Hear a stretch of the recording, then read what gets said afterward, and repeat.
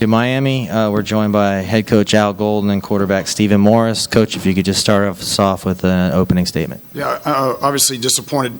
We got beat in all three phases, and there's no excuses. We didn't play well enough. Give a lot of credit to Louisville. They played really well. They executed well. And again, it's my responsibility, and disappointed in our execution in all three phases. And I just, as I just shared with the team, despite that, just really proud of Stephen and this group of seniors and what they've been through and what they've endured and moving us forward, from 6 to 7 and from 7 to 9 wins. We're going to miss them greatly for all that they've contributed and obviously for their leadership through a really tough 3 years. So, go ahead. Yeah, excuse me for a second. We have court reporters, and we're trying to do live scripts, so if you could please find a microphone if you have a question. Thank you. You can bring it up front here, Dexter. Hey, Al, did it kind of remind you of the Florida State game a little bit in that you clearly were just against a football team that was significantly farther along than where you are right now? Yeah, again, Gary, I appreciate the question, but it's so hard to answer that without discrediting the guys in that locker room, especially the seniors who've been busting their tail to keep us afloat and to move us forward. So, again, I think everybody recognizes, and I'm going to answer this honestly, and I bet if you ask Stephen, he would say the same thing. Everybody recognizes that we're not where we want to be yet, but we're scratching and fighting and clawing to get to where we want to be and to keep moving forward. And we've done it.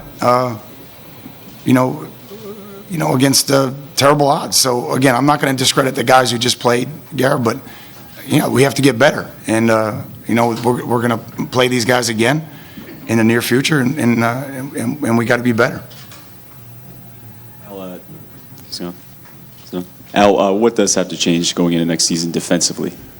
Well, again, I think we didn't give the defense a chance in this game early in the game. I thought they were playing really well. I thought they did a great job against the run until late, but too many plays. They were out there for too many plays.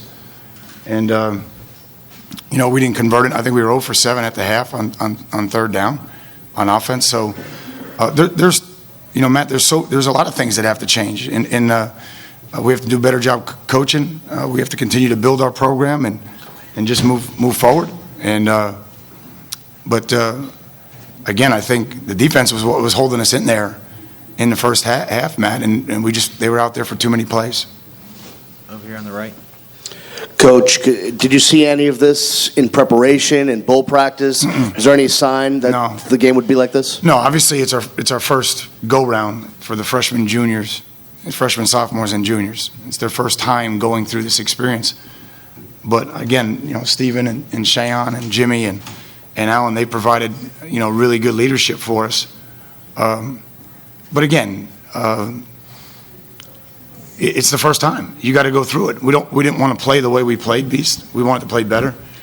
But there are going to be a lot of things from this week and from going into a site and learning how to handle the media and the crowd and all of those things that we have not had the opportunity to do. And again, I think our guys are going to find value in that and learn from that. Coach, right over here. Can you please talk a little bit more about the significance of the senior class and how it's been in this program after everything you guys have been through? Well, again, I don't think it's to go out on a limb to say they saved us. I mean, they could have cut and run. They kept us afloat, and they saved us. I don't know how else to look at it. That's about as hard as you get in our business, what they had to endure for 3 seasons. And, again, we're all stinging right now by the way we played because it's not to our standard, let alone anybody else's expectations. But I'm not going to let that eclipse what these young men have done for the University of Miami and our program and the class that they exhibited, and to take somebody else's problem on and claim it as their own and have the resolve and the perseverance and the mental toughness to fight through. I'm proud of them. Steven, this question's for you. Obviously today, 4 sacks. It seemed like most pressure maybe that you felt all season back there. Can you talk a little bit about the performance and this being your last game as a Hurricane? Obviously, it wasn't the performance that I wanted to have, being in my last game here. But give credit to Louisville. They had a great defensive game plan going. They were in the right spots at the right time, and they came up with making the play. And it's definitely something that I want to work on. It's something that it's been an issue.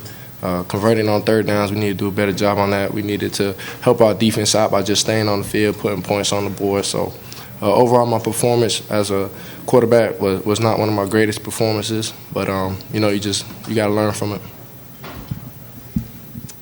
For Coach, been here 3 years. Defensively, there's been some issues with schematics. Are you going to reevaluate the whole staff and everything in the future when the season's over, and perhaps look to make any changes? I'm gonna evaluate the whole program just like I do every year. This is not going to be any different. But again, this stings right now. But in terms of moving the program forward, we're going to keep moving it forward, and we're going to be resolute in that, and we're not going to flinch with that. So again, at the end of the day, we're going to continue to recruit, continue to develop. But in terms of the young kids in our program and everything, I don't want to trade the young kids. I want to keep growing them. I want to keep moving forward. And I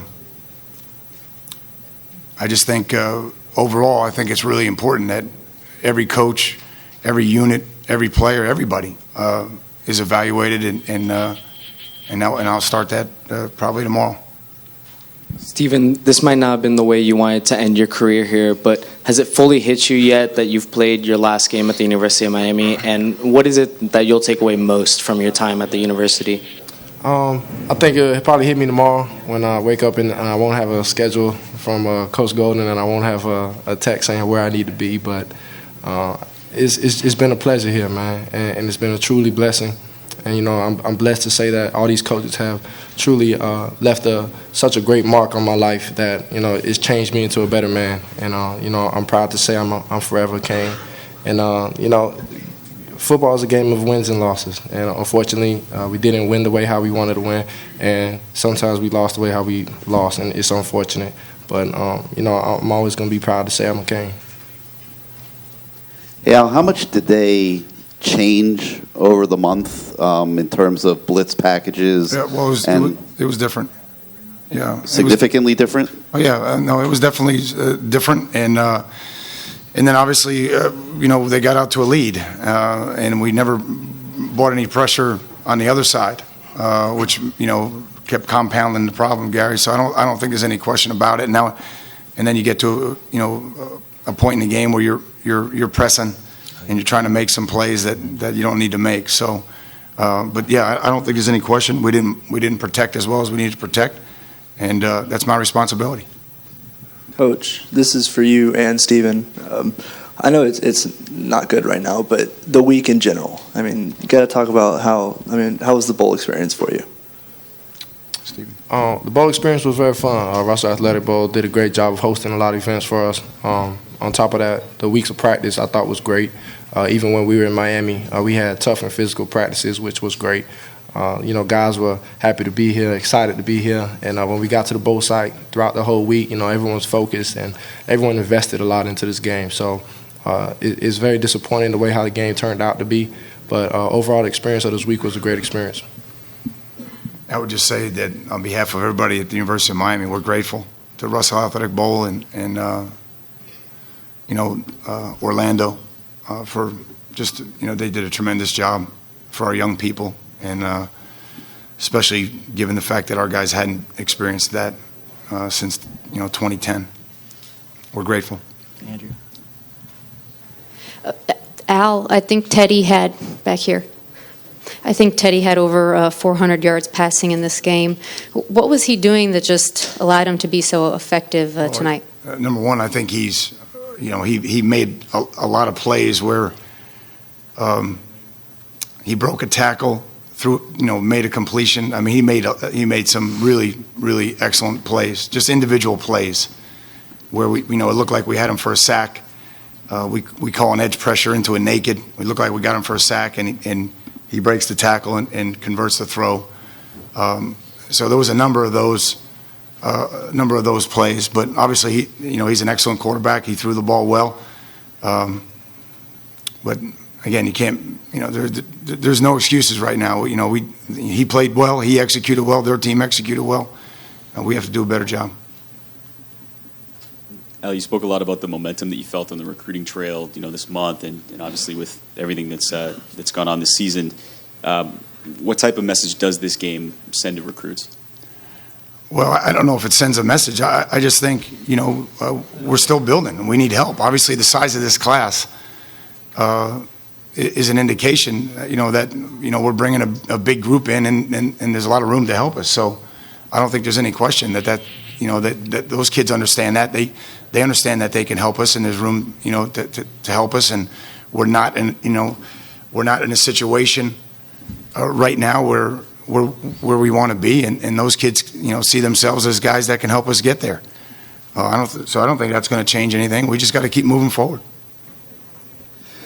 Coach, you're going to have the opportunity to play Louisville again real soon. How are you going to prepare differently, and what can you expect from that program over the next couple of years? Well, again, I can't really speak to, what direction they're going. All I can answer is what we need to do is, obviously we need to get back to work and see how we evolve with our personnel in the spring.